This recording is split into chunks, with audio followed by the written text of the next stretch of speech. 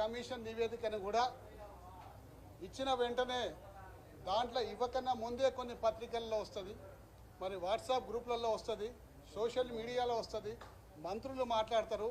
అప్పటికి commission meeting అఫీషియల్గా ప్రభుత్వానికి అందదు. ఈ విధంగా రకరకాల అసత్యాలు ప్రచారం చేసుకుంటూ ఒక వృధా ప్రాజెక్ట్ అనే అపోహ ప్రజల్లో కల్పిస్తున్నందుకు మరి ఈరోజు కాళేశ్వరం వల్ల మరి కేసీఆర్ గారు ఆ ప్రాజెక్టు తీసుకోవడం వల్ల అనేక లక్షల ఎకరాలకి ఎలా సాగునీటి దొరుకుతుందంటే కేవలం కాళేశ్వరం ప్రాజెక్టు వల్లనే దొరుకుతున్నది.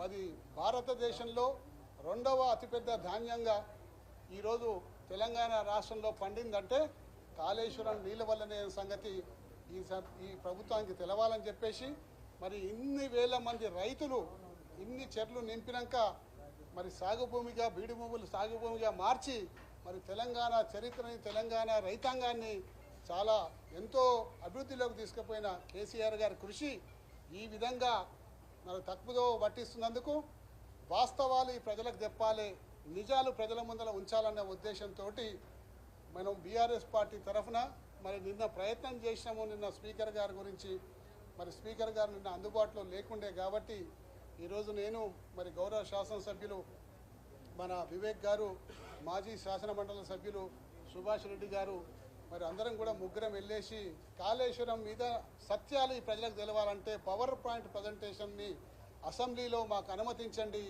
తద్వారా ఈ పవర్ పాయింట్ ప్రజెంటేషన్ ద్వారా రాష్ట్ర ప్రజలకందరికీ కూడా కాళేశ్వరంలో ఏం జరిగింది, ఎన్ని కష్టాల కోర్చి కాళేశ్వరం ప్రాజెక్టు కట్టినరు, మరి 86 పిల్లర్లలో దాదాపు 2 పిల్లర్లు కుంగిపోతే ఆ 2 పిల్లర్లను ఇమీడియట్గా రిపేర్ చేసి మరి ప్రజలకు సాగునీరు అందించాల్సిన పోయి బాధ్యతారహితంగా 2 పిల్లర్లను అడ్డం పెట్టుకొని ఇలా మిగతా ప్రాజెక్టులన్నీ కూడా నింపకుండా బీడు భూములుగా మార్చిన ఘనత తెలంగాణ ప్రభుత్వం అని చెప్పేసి సందర్భంగా మనవి చేసుకుంటూ మాకు పవర్ పాయింట్ ప్రజెంటేషన్ యొక్క అనుమతి స్పీకర్ గారు ఇస్తే మా పార్టీ తరఫున మా గొంతు ప్రజలకు వినిపిస్తాం. పవర్ పాయింట్ ప్రజెంటేషన్ ద్వారా వాస్తవాలు నిజాలు అన్నీ కూడా ప్రత్యక్షంగా ఈ యొక్క రాష్ట్ర ప్రజలకు తెలియజేస్తామని చెప్పేసి అనుమతి కోరడం జరిగింది. మరి దాని మీద వారు ఏ నిర్ణయం తీసుకుంటారో తెలియదు, కానీ మరొక్కసారి మీడియా పరంగా కూడా మేము విజ్ఞప్తి చేస్తున్నాం. దాని మీద పవర్ పాయింట్ ప్రజెంటేషన్ మాకు అనుమతి ఇవ్వండి, రాష్ట్ర ప్రజలకందరూ కూడా సత్యాలు తెలుస్తాయని చెప్పి సందర్భంగా మనవి చేసుకుంటూ సెలవు తీసుకుంటాం.